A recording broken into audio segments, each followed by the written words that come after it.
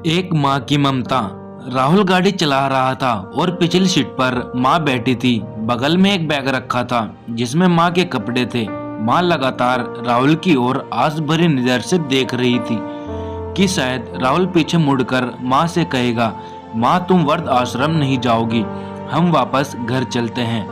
पर राहुल का पूरा ध्यान सिर्फ गाड़ी पर ही था, जैसे उसे माँ की तकलीफ का कोई एहसास ही न हो।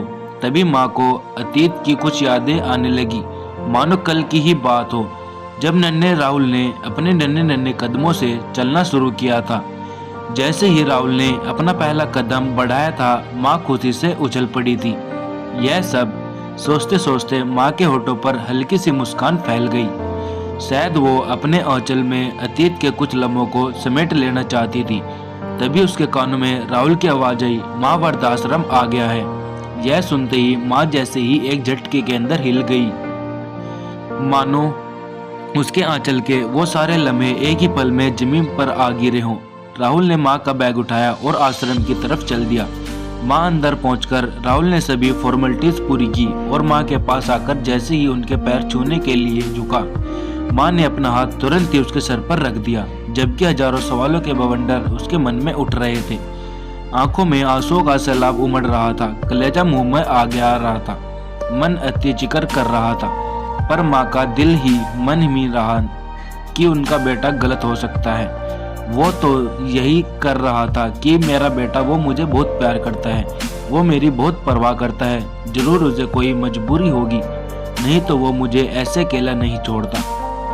यही सोचते हुए माँ ने राहुल से कहा, मुझे मिलने तो आओगे ना। राहुल ने बस इशारे से सर को हिला दिया। अपना ख्याल रखना बेटा, माँ ने कहा। इतना सुनते ही राहुल तेजी से वहां से निकल गया।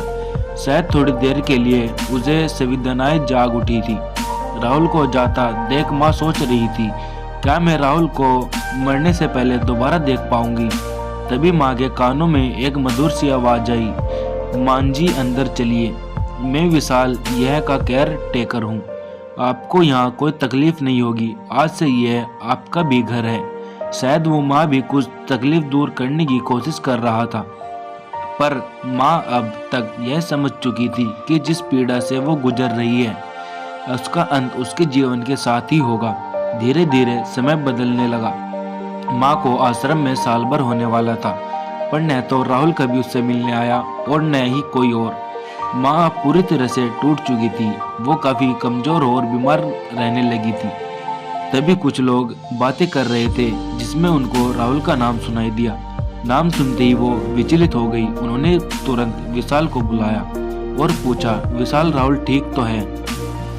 यह कुछ लोग राहुल के बारे में बात कर रहे हैं। राहुल का नाम सुनकर विशाल सहम गया। नहीं माँ जी, आपको भ्रम हुआ होगा, सच सच बताओ विशाल, तुम मुझे कुछ छुपा तो नहीं रहे हो? माँ ने कहा। माँ की बेचैनी देख राहुल विशाल को सचमुच बताना पड़ा।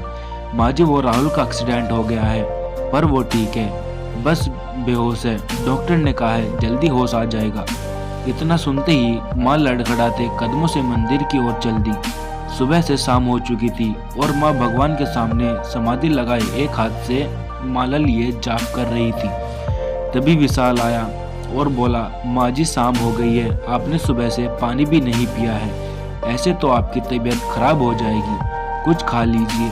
फिर माँ बोली, जब तक राहुल को होश नहीं आ जाता मैं अन्न जल ग्रहण नहीं करूंगी। माँ को किसी की जान लेनी है तो वो मेरी ले। यहाँ कहते हुए माँ फिर जाप करने लगी। विशाल बहुत परेशान था पर बेबस था। राहुल का अस्पताल में आज तीसरा दिन था, उसे अब तक होश नहीं आया था। माँ जी की परेशानी देख आज विशाल अस्पताल जाने वाला था कि माँ को अच्छी खबर दे सकूं। विशाल अस्पताल जाने से पहले मंदिर आया। माँ को देख वह बहुत दुखी था। उसने भगवान से प्रार्थना की, माँ की विनती सुन लो, भगवान राहुल को ठीक कर दो, नहीं तो माँ अपनी जान दे देगी। यह कहते हुए वो वहाँ से अस्पताल के लिए निकल गया। अस्पताल पहुँचने पर उसे पता चला कि राहुल को अभी अभी होश आया है। वो उल्टे पैर आश्रम की ओर चल दिया। आश्रम आते ही विशाल खुशी से चिल्लाया, माँ जी राहुल को होश आ गया है। वह तेजी से मंदिर की तरफ दौड़ा।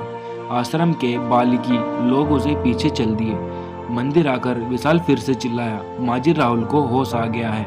भगवान ने आपकी सुन ली कहते हुए उसे माँ के कंधों पर जैसे ही हाथ रखा, माँ एक और लुढ़क गई।